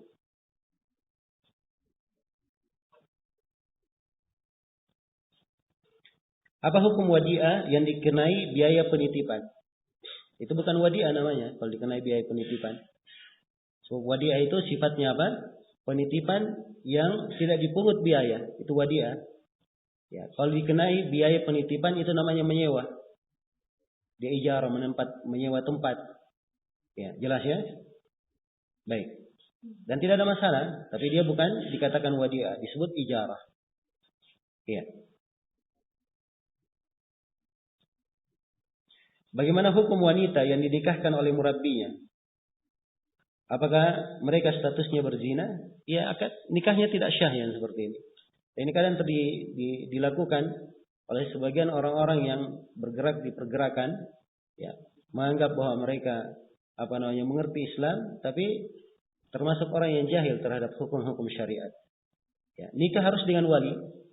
Murabbi bukan walinya dan bukan pula pemerintah. Jelas ya? Maka tidak ada hak dia untuk menikahkannya. Maka apabila nikah ini terjadi, maka nikahnya tidak syah. Nikahnya tidak syah. Ya. Dan apabila ada anak nikahnya tidak syah. Ya. Kemudian kewajibannya laki-laki dan perempuan ini dinikahkan kembali oleh siapa? Oleh walinya. Dinikahkan kembali oleh walinya. Jadi caranya dipisahkan dulu antara keduanya sejarak istibra sampai perempuan ini haid 1 kali haid, atau sampai kalau dia hamil sampai dia melahirkan. Setelah itu dinikahkan dengan akad baru oleh walinya. Ya, dengan wali 2 saksi, kemudian demikian pula diserahkan mahar barunya. Ya, ini baru syah pernikahannya. Jelas ya? Adapun kalau misalnya sudah ada anak terlanjur dari situ, maka anaknya dihitung anak-anak mereka. Ya, sebab bentuk nikahnya yang nampak dari pertanyaan, mereka ini nggak tahu hukumnya.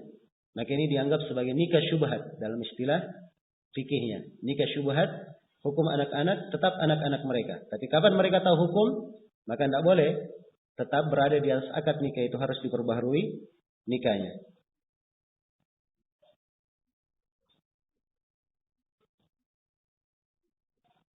Saya pernah menghadiri pernikahan yang maharnya yaitu perhiasan sebesar 20 gram dan uang senilai 220.510. Ya. Ketika ijab kabul, ya, wali nikah menyebutkan perhiasan tersebut dan uang senilai 220.500. Ya, 200.000 500 rupiah. Kurang 10 rupiah. Ya. Tapi dinyatakan syah oleh saksi. Yang ditanyakan, apakah pernikahan tersebut syah? Ya, pernikahannya syah. Ya. Jelas ya? Pernikahannya syah. Sisa 10 rupiah itu, karena nggak disebut di dalam akad, ya, anda harus dia serahkan 10 rupiah. Jelas ya? Tapi akad sudah terjadi. Dan sudah syah. Ada saksinya, ada walinya, ada maharnya, selesai.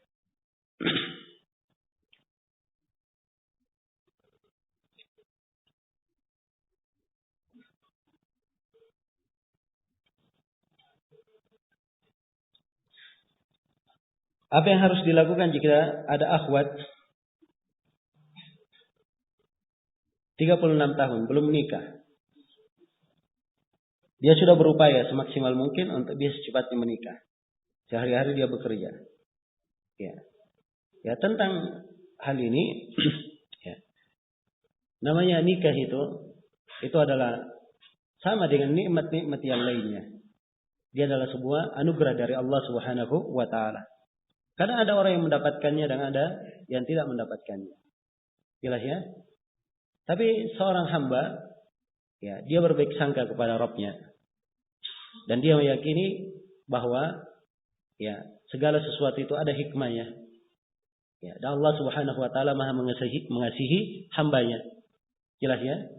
Ya, sepanjang dia sudah berusaha, maka usaha-usaha tersebut, ya, ini diharapkan dia adalah perkara yang berberkah, dan saya anjurkan untuk semakin banyak mempergiat ibadah kepada Allah Subhanahu wa taala, memperbanyak puasa, ya, kemudian banyak berdoa kepada Allah Subhanahu wa taala, ya, semoga Allah Subhanahu wa taala memudahkan segala urusan kita.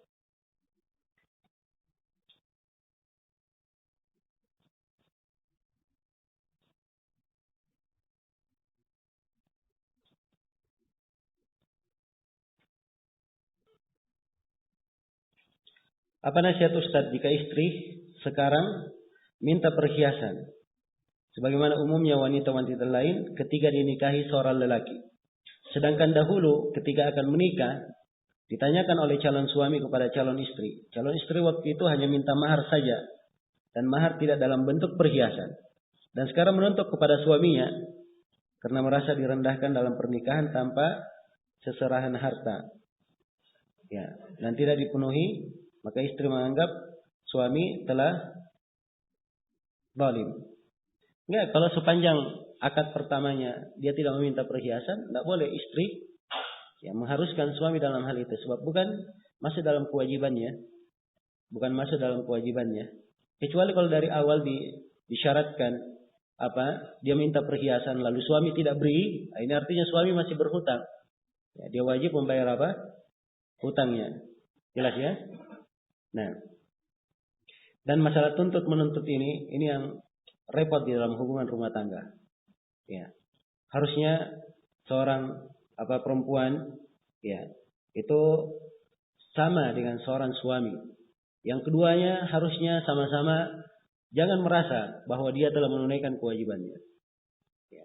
So biasanya kalau tiap orang pikirannya, wah saya sudah berbuat, tapi pihak sana tidak berbuat, ini akan menyebabkan adanya hal yang tidak baik. Tapi kalau dia menganggap dirinya belum berbuat apa-apa, maka dia akan lebih banyak sadar akan kekurangannya dan akan lebih banyak memaafkan. Dan ini yang akan bisa membantu kelangsungan rumah tangga. Tapi kalau setiap orang menuntut, dan pihak yang lainnya juga merasa sudah berbuat dan berbuat, nah inilah yang akan mendatangkan hal-hal yang tidak baik di dalam rumah tangga. Baik, ini ada pertanyaan. Saya seorang ibu rumah tangga. Beberapa waktu yang lalu suami telah mentalak 3 untuk saya. Dan akhirnya kami berpisah sesuai keputusan pengadilan. Beberapa bulan kemudian kami rujuk dan bersatu kembali. Lalu sekarang saya ikut suami lagi. Apa yang harus saya lakukan setelah mengetahui hukumnya bahwa tidak boleh saya rujuk dengan suami sebelum saya nikah dengan orang lain? Sementara hubungan saya dan suami harmonis kembali. Mohon penjelasannya.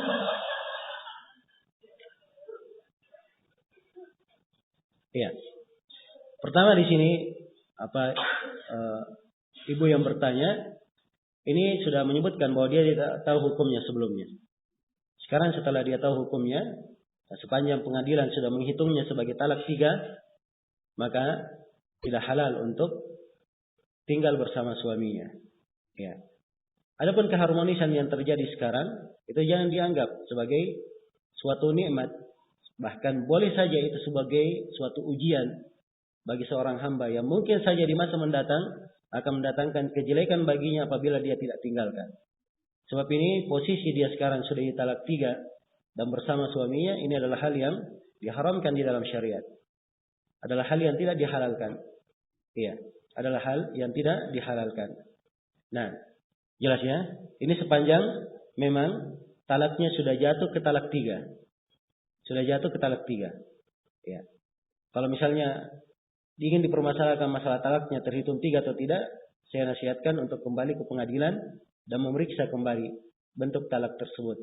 Ya, kalau memang belum sampai ke talak 3, ya.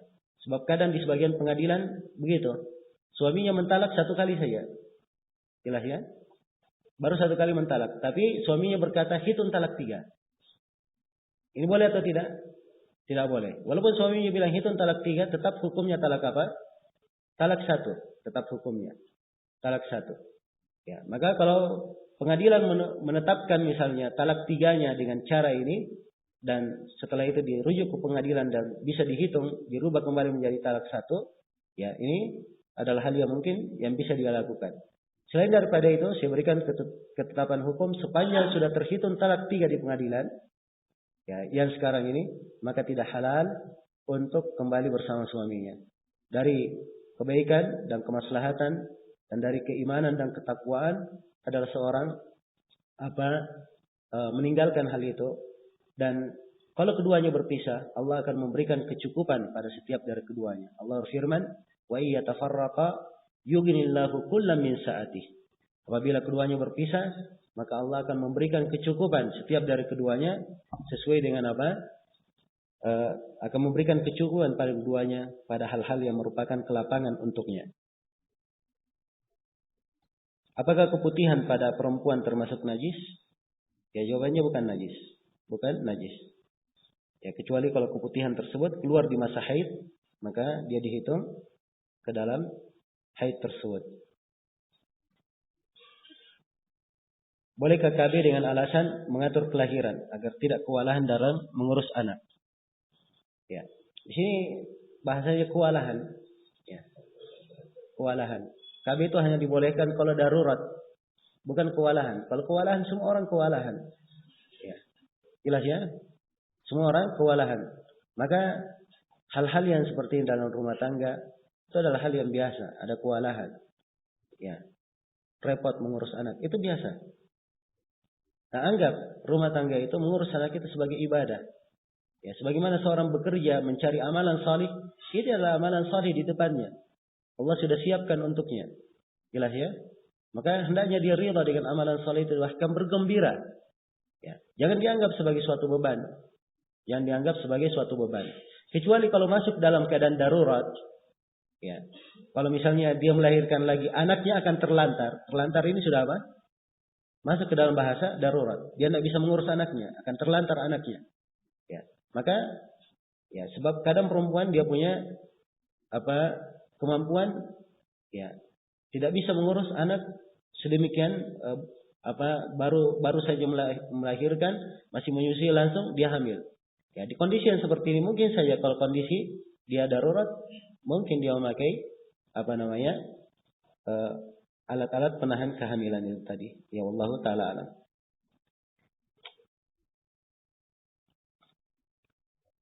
Apakah dibolehkan saya ketika safar menitip istri di rumah temannya? Ya, kemudian disebutkan alasannya. Nah, nggak ada tempat. Ya, kalau di rumah temannya tersebut ada rumah yang aman dari fitnah. Aman dari fitnah. Ya, maka tidak ada masalah. Kalau itu adalah rumah yang aman dari fitnah dan istrinya terjaga di situ. Saya seorang pekerja di hotel. Ini pertanyaan dari Mekah ya.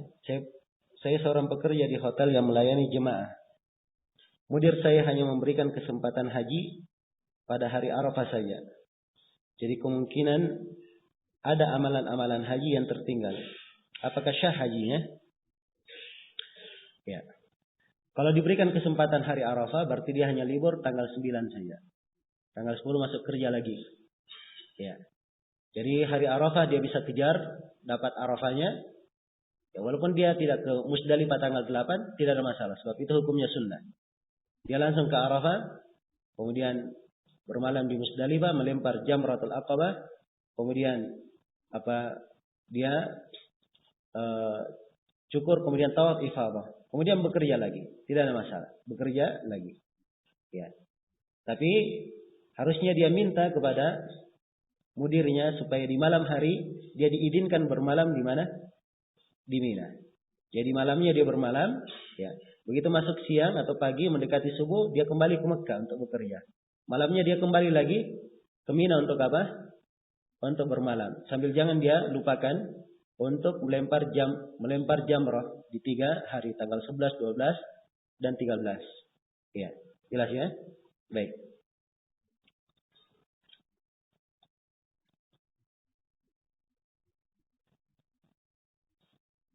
Ini ada pertanyaan dari Riyad. Apa ketentuan atau batasan dikatakan pakaian tersebut pakaian syuhra? Ya, apakah pakaian di Indonesia di mana apakah saub di Indonesia dikatakan pakaian syuhra?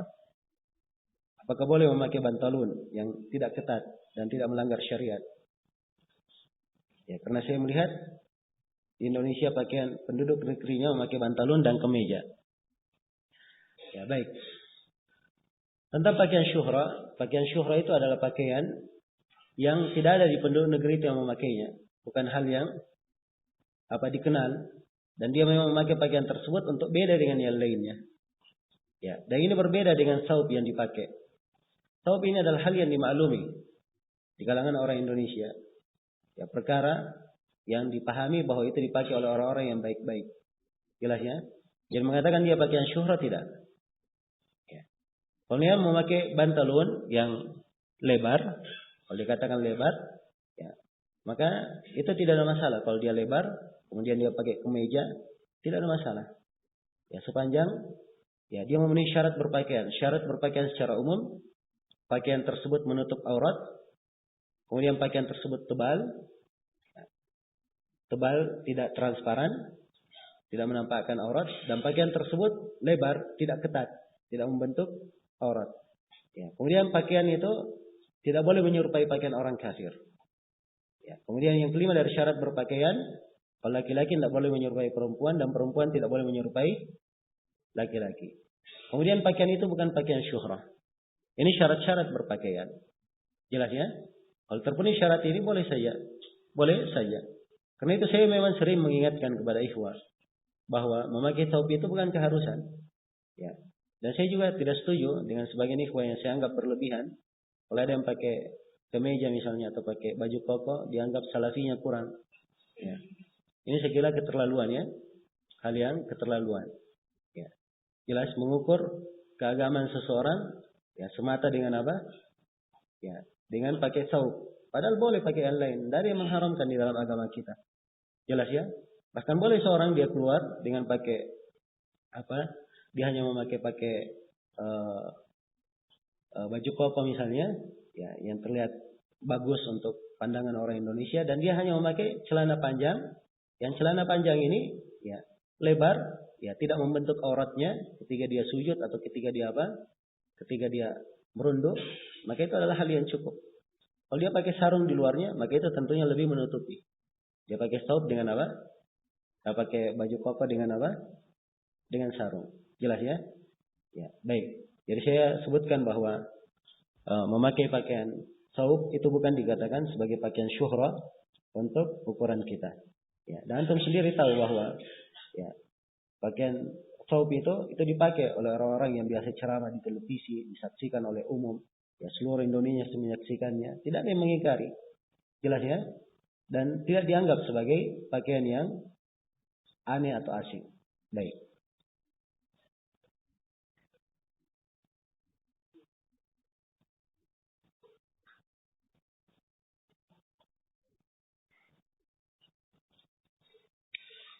Ada seorang, dia menggunakan harta anak yatim dengan alasan untuk mengembangkan harta tersebut. Ternyata usaha ini bangkrut.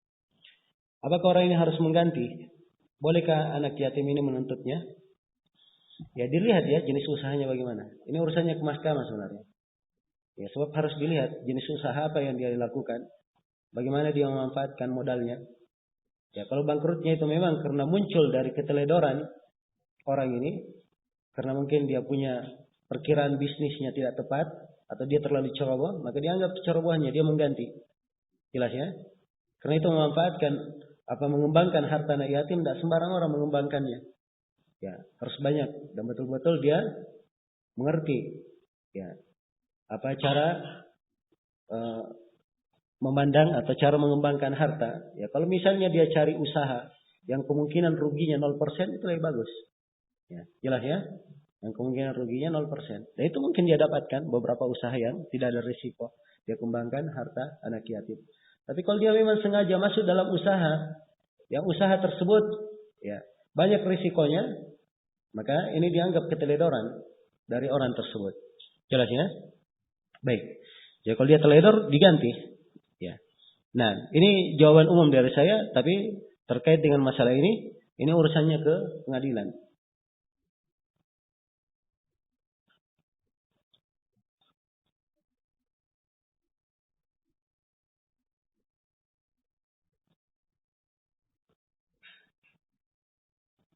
Apakah boleh menerima hadiah dari bank?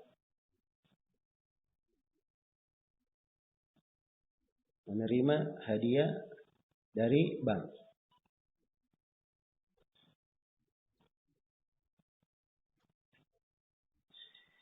Ya dilihat ya bentuk hadiahnya bagaimana. Apa sebab hadiah tersebut. Jelas ya? Apa sebab hadiah tersebut? Kalau dia dari sebuah transaksi yang haram, maka haram untuk diambil. Kalau dia dari sebuah transaksi yang halal, diberi oleh bank, berarti ini artinya dia diberi oleh orang yang hartanya bercampur. Ada yang baik dan ada yang jelek. Ya. Kalau dia tinggalkan, tidak mengambil, itu dari sisi wara' saja. Dan kalau dia tetap ambil, maka tidak ada masalah. Sebab dosa ditanggung oleh orang yang melakukan dosa itu secara langsung. Bukan dia menanggungnya. Ya Allah Ta'ala alam.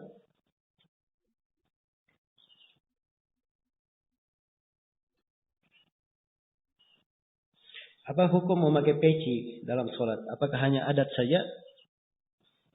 Ya. Sebagian para ulama memandang makruh hukumnya seseorang itu sholat dan kepalanya terbuka. Dan kepalanya apa? Terbuka.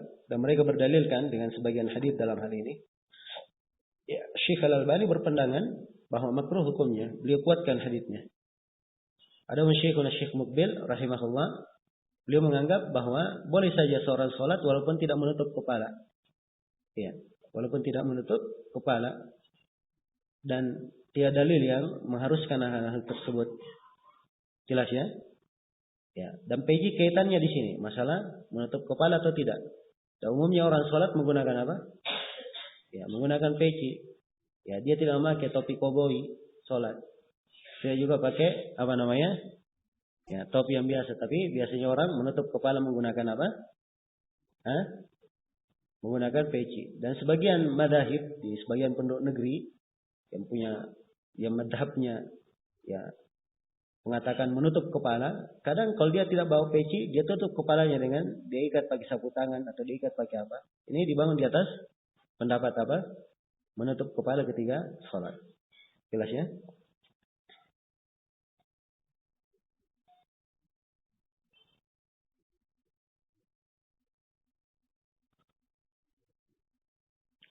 Bagaimana status dua anak yang masih berumur 3 tahun dan 1 bulan ketika ayah ibunya bercerai? Apakah anaknya ikut ayah atau ibunya? Ya sudah berlalu ya pembahasannya. Bahwa kalau di umur ini ikut siapa? Ikut ibunya. Sepanjang ibunya belum menikah. Sepanjang ibunya belum menikah dengan orang lain. Ya, yang lebih berhak mengasuhnya adalah ibunya. Dan si ayah wajib memberikan nafkah untuk 2 anaknya. Nah.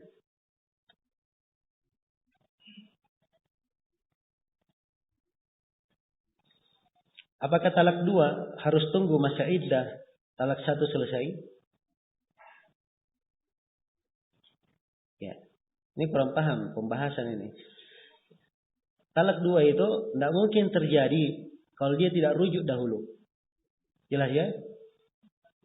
Ya, jadi kalau dia talak, sudah jatuh talak 1, masa iddah. Dia rujuk, dia talak lagi, ini baru kena apa? Talak 2. Ya, kalau dia tidak rujuk, dia tunggu masa iddahnya selesai, ya sudah. Berarti habis hak rujuknya. Talaknya berubah menjadi talak apa? Talak bain. Bain apa? Kubra atau sugra? Sugra. Ya, boleh menikah lagi atau tidak? Boleh, tapi dengan apa? Dengan akad baru. Nah,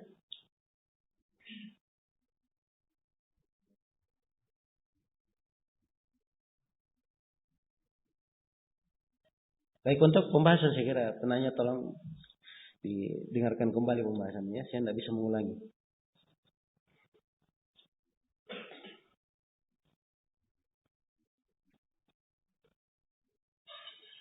Bolehkah saksi pernikahan dari pihak pengantin laki-laki dan perempuan?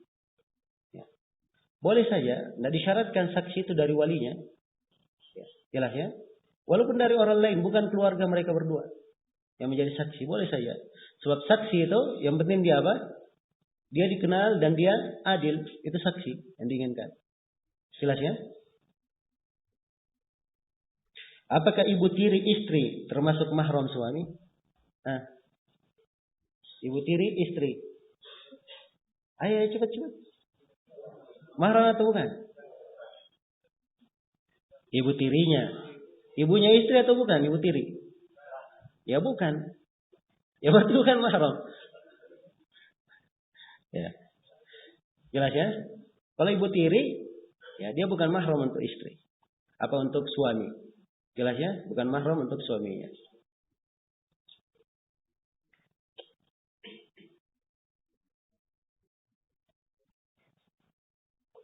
Kecuali kalau dia tanya, misalnya istri yang bertanya. Kalau istri nikah dengan suaminya, ya, apakah bapak tiri suami adalah mahramnya?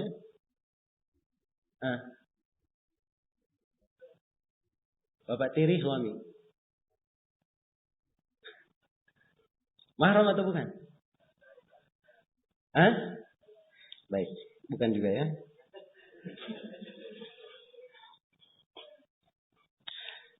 Apa hukum memasang kawat gigi?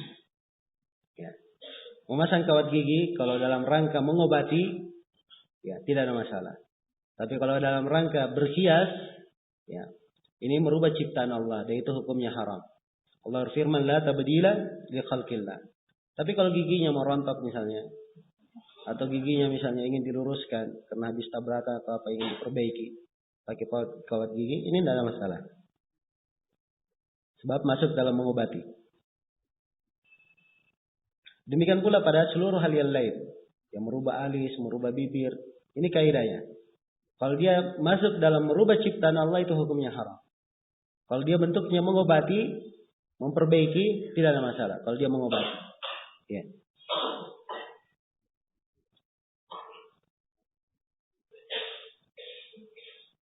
Apakah disyariatkan membawa hewan-hewan ternak ke musalla pada sholat istisqa?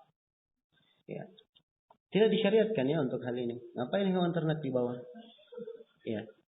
Jelas ya? Memang di dalam sholat istisqa itu didoakan. Ya. Di antara doanya adalah memintakan hujan juga untuk hewan-hewan ternak. So mereka kekurangan air. Tapi bukan artinya dibawa ke musalla. Ya.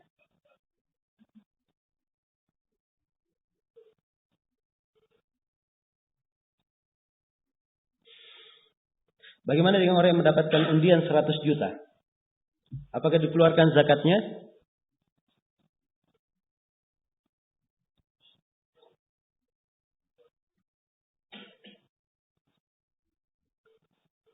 Ya, sebelum kita bahas dikeluarkan zakatnya atau tidak, ini undiannya boleh atau tidak? Ya. Jelas ya, sebab dia kalau dia harta yang bukan harta yang halal, ya, dia berlepas dari harta tersebut. Jelas ya, berlepas dari harta tersebut. Dan undian ada yang halal dan ada yang haram. Jelas ya. Kalau dia masuk dalam undian tersebut dengan mengeluarkan biaya, maka apa yang dia dapat dari undian itu adalah harta apa? Kimar, judi. Dan itu haram. Tapi kalau dia masuk dalam undian tersebut tanpa biaya, ya, dia belanja misalnya ke supermarket. Supermarket ini yang membuka undian. Ya, dia tidak tahu ada undian, tapi dia belanja. Dia perlu, ada keperluannya, ada hajatnya. Dia selesai belanja banyak, dikasih kupon undian. Ya. Dia tidak belanja bukan untuk kupon, tapi belanja untuk apa? Keperluannya. Beda kalau dia belanja untuk kupon, ini artinya dia mengeluarkan biaya untuk dapat kupon. Walaupun dia belanja. Jelas ya? Tapi ini bentuk yang saya sebutkan, dia masuk supermarket, ya dia belanja untuk keperluannya sendiri. Ya. Begitu keluar dikasih kupon undian. Kalau dia isi kemudian dia masukkan, dia dapat apa? Hadiah, ini tidak ada masalah. Ya. Tidak ada masalah. Dan berkaitan dengan masalah zakatnya, kalau itu boleh, ya ketentuan zakat harus dipegang selama setahun dan telah mencapai apa? Nisabnya. Kalau dia pegang selama setahun baru ada kewajiban zakat. Kalau belum dipegang selama setahun, maka ya kapan dia ingin keluarkan, ya dari itu dihitung sedekah, bukan dihitung zakat.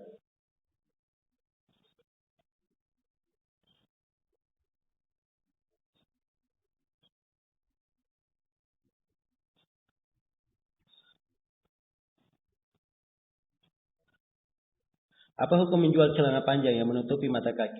Bagaimana pula dengan menjual celana yang dipakai terlihat lututnya? Yang pertama, barang yang dijual itu dipastikan dia adalah barang yang halal. Lepas dari sifat yang haram. Jelas ya? Yang pertama. Kemudian yang kedua, kalau barang tersebut dibeli oleh orang dan orang yang menggunakannya atau orang yang membelinya dia pakai untuk hal yang haram, maka itu urusan dia. Ya, adapun kita sendiri, kita hanya menjual sesuatu yang apa? Yang halal dan tidak ada pelanggaran. Jelas ya? Ini ukuran dalam masalah ini.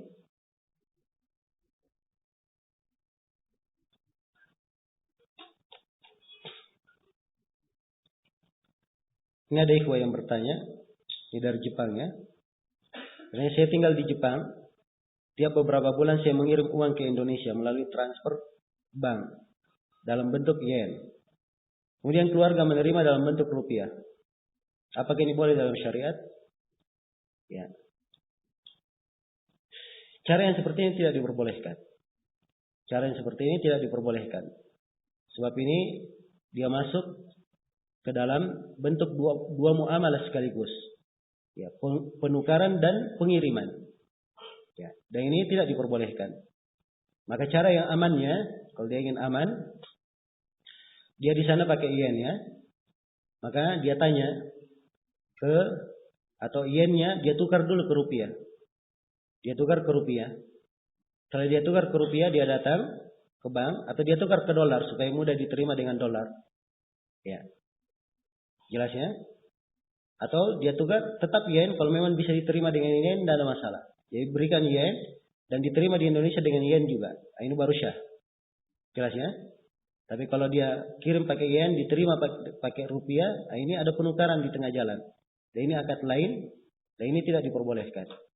Tidak diperbolehkan. Dia melakukan dua transaksi dalam satu muamalah. Jelas ya? Baik. Jadi dua solusi saya berikan. Apakah dari sananya dia tukar dolar atau tetap yen, diterima di Indonesia dalam bentuk dolar atau dalam bentuk apa? Yen. Atau dia tukar rupiah di sana dan diterima di Indonesia dalam bentuk apa? Rupiah. Ya, adapun biaya dia bayar pakai yen, itu wajar sebab ini biaya. Biaya pengiriman bisa pakai apa saja membayarnya.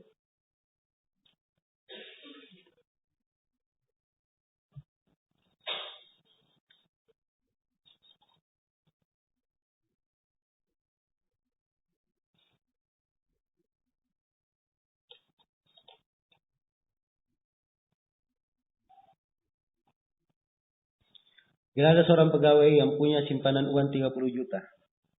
Lalu setahun kemudian simpanannya 50 juta. Apakah dia menzakati yang 30 juta atau 50 juta? Jadi nampak di sini dari pertanyaan 30 juta itulah yang berjalan setahun putarannya. Ada pun yang 20 juta itu baru bertambah baru. Ya. Harta itu ada yang sifatnya sudah ada harta kemudian masuk tambahan. Ya, dia harta baru. Ya, kalau hartanya harta baru, maka nisabnya atau haulnya dihitung kapan dia masuk. Jadi kalau 30 juta dia masukkan di bulan 1, ya. Maka 30 juta ini setahun lagi ke bulan 1 baru terhitung zakatnya.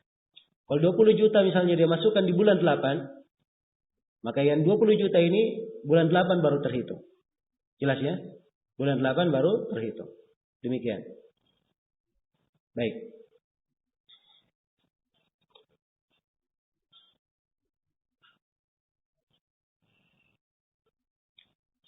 Berapa kadar hujan yang padanya ada keringanan untuk sholat di rumah? Ya. Apabila hujannya tersebut menghambat ke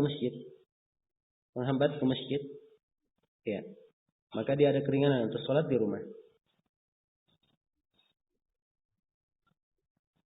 Apakah boleh menjaharkan bacaan salat sir dan salat sunnah bila mengerjakannya sendiri?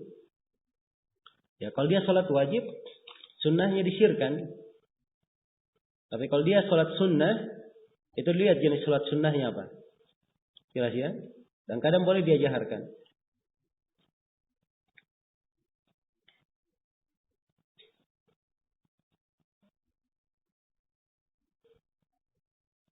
Sabda Rasulullah, anta wa maluka li abik. Engkau dan hartamu adalah untuk ayahmu. Apakah ibu masuk dalam hadits di atas? Tidak ya, ini untuk siapa? Ayah saya.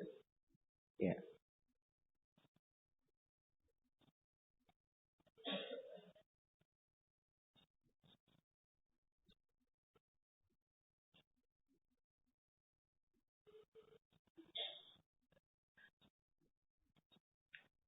Seorang telah berwudu. Ketika di tengah sholat terasa ada keluar air sedikit dari kemaluannya.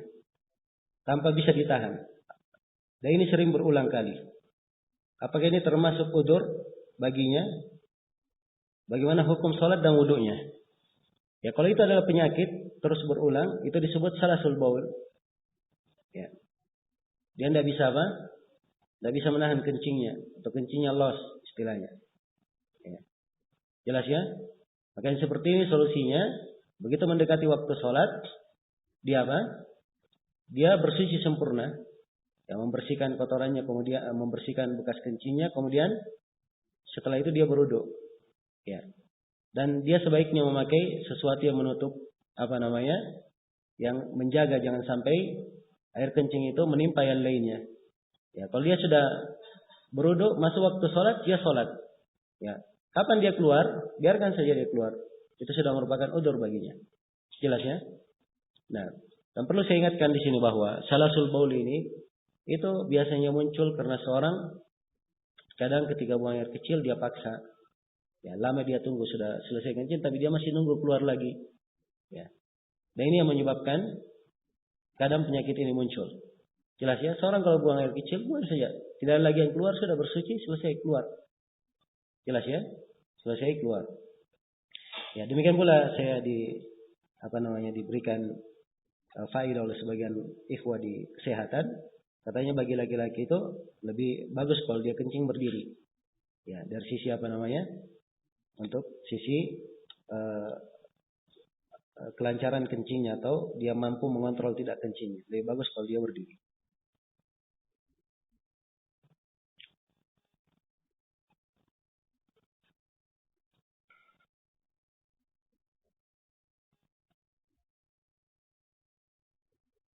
Infak masjid. Bolehkah diputar untuk usaha?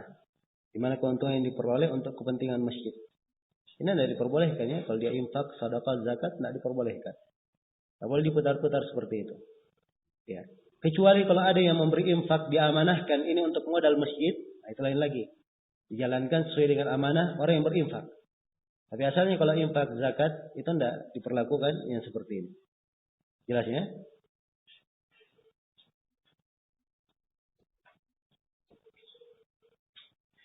Apabila salat maghrib telah dijamak dengan isya karena hujan, apakah tatkala tiba waktu isya harus dikumandangkan adzan kembali?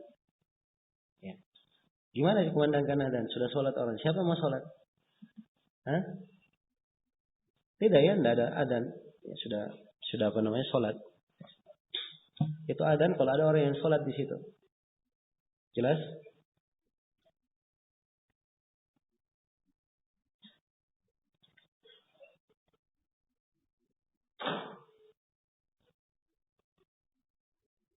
Apakah dalam menggauli budak harus ada proses akad nikah? Ya, tidak ada ya. Dia miliki, sekedar dia miliki, boleh dia apa? Dia gauli setelah istibra 1 kali haid. Apakah harus ada izin dari istri terlebih dahulu? Ya, tidak ada izin dari istri. Dia adalah hal yang dihalalkan. Istrinya mengizinkan, tidak mengizinkan. Ya. Budak adalah halal baginya. Nah, baik. Mungkin si penanya hanya memperjelas sisi pembahasan. Ya, walaupun pertanyaannya sebenarnya ya dia tahu jawabannya juga. Sekarang ya tidak ada ininya.